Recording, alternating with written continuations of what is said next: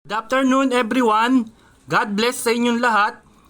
I will teach you how to withdraw your earn interest sa Trading USA. Okay? Una, magla-login po kayo. Kapag naka-login na po kayo, i-click nyo po yung cash out. Ayan. Click cash out. Click cash out. Pag na-click nyo na yung cash out, ito yung lalabas. Ayan. Ang pwede kong withdrawin, $80. Pero 79 lang ang i-withdraw ko.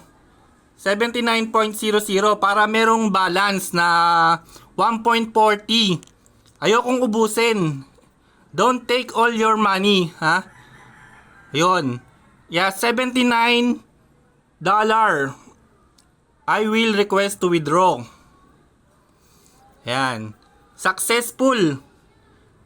Pag lumabas to, successful. Successful na withdraw ko. Yung 79 pesos. Meron natira, $1.40. Ayan, successful. And then, kapag successful na, para makita nyo kung saan napunta yung dollar niyo, yung $79. Ayan, pupunta po kayo ulit sa dashboard. Tapos, i-click nyo yung City Coins. Ayan. City Coins. Click City Coins. Ayan. Click City Coins. Kapag na-click nyo na yan, ito yung lalabas. And then, click this one. Click this one. When you click this one, ito yung lalabas. Ayan. Click balance. Click balance. Click balance. Ito na yung lalabas. This is the $79 converted to CTC coins.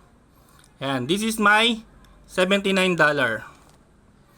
And then to your email, meron din sa email na confirmation na you paid $79. Ayun, ganun lang po kadali mag-withdraw. Thank you sa inyong lahat. God bless po.